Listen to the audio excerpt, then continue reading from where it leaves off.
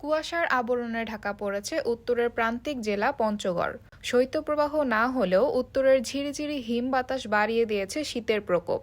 3 দিন ধরে ভোর থেকে সূর্যের দেখা মিলছে না এ জেলায়, ফলে তীব্র শীতে বিপর্যস্ত হয়ে পড়েছে এখানকার জনপদ। বৃহস্পতিবার সকাল 9টায় রেকর্ড হয়েছে 11.3 ডিগ্রি সেলসিয়াস তাপমাত্রা। এর আগে ভোর 6টায় রেকর্ড করা হয় 11.4 ডিগ্রি সেলসিয়াস। গতকাল দিনের তাপমাত্রা রেকর্ড হয়েছিল 15.2 ডিগ্রি সেলসিয়াস। দিনের তাপমাত্রা কমে আসা ও বাতাসের আর্দ্রতা 99% হওয়ায় শীতের প্রকোপ বেড়েছে বলে জানিয়েছে জেলার প্রথম শ্রেণীর তেঁতুলিয়ার আবহাওয়া পর্যবেক্ষণাগার কার্যালয়। সকাল থেকে বিভিন্ন এলাকা ঘুরে দেখা যায় গত দিনের মতো কুয়াশার চাদরে ঢাকা রয়েছে উত্তরের এ জেলা। হিমেল শীতল হাওয়া বয়ে যাওয়ার কারণে শৈত্যপ্রবাহ না হলেও বাতাসে ঝরাচ্ছে কনকনে তীব্র শীত। পৌষের মাঝামাঝিতে এমন শীতে দুর্ভোগে পড়েছেন ছিন্নমূল খেটে খাওয়া দিনমজুর ও নিম্ন আয়ের মানুষ।